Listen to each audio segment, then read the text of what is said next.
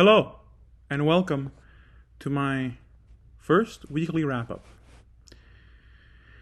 Don't mind me, I'm just looking up strategies. It's not a big deal.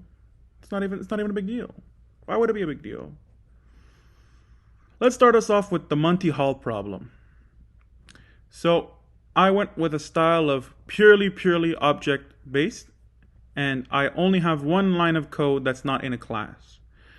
I ended up not needing to use this opened property of the door class and just went with an array that I would remove every element that could no longer be chosen. So if I wanted to switch, I would literally switch to the only element left in that array.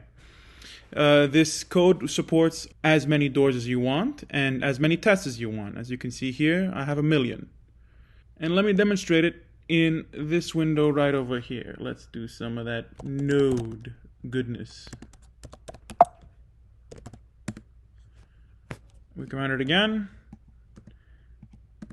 And the statistics don't lie. It's always better to switch the door. Here's the pseudocode. I decided to kind of write it as if it was basically Lua, and with indentation and capitalization for every important keyword. Funnily enough, I think this might have taken me longer than the entirety of the actual script. Moving on, let's talk about the quote bug fixing. Now, if I'm being honest, a lot of these bug fixes just were small typos that I noticed right away without really looking at exactly what I needed to do. And I don't remember every single one that I did, but by the time I finished, by golly, it all worked. So I didn't really have too much trouble with this. Finished it in about 45 minutes total. Felt pretty nice. Moving on, we will go to the number guessing game. I decided to write all of this in Python, my native language, if you will. And most of the game is in one main function that runs at the bottom of the script.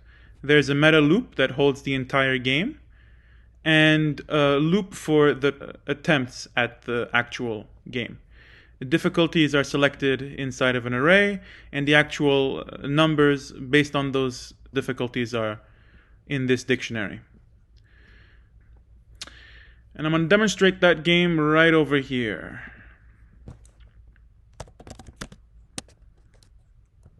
Oh, node. Disgusting. How could you?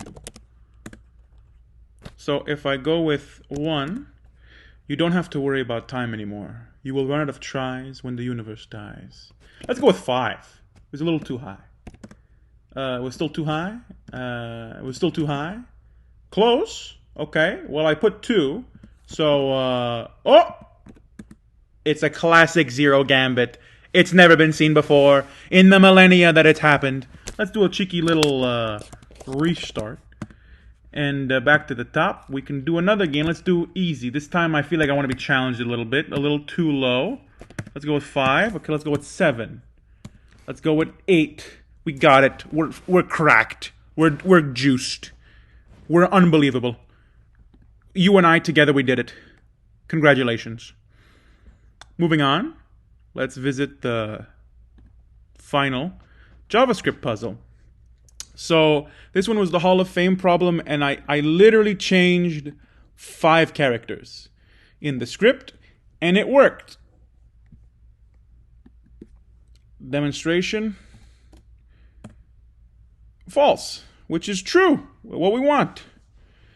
The main problem here was that when you would say that y equals x, you would be pointing to the same place in memory rather than creating a copy of all the data inside of x.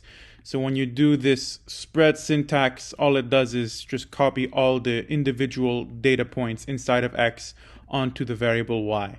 So when you change the attribute of x, y's attribute stays 1, and 1 does not equal 3. So we get a juicy little false. And I'm pretty sure that's it. Wait, what the hell is this? " Francis Place do not go? You were warned. This is just text. Well, I think that concludes. I think that concludes the recap. I think I'm just gonna go back. All right. Thank you so much for watching. See you next week.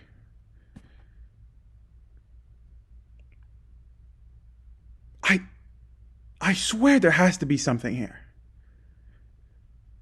I don't want to click it again. Fuck it.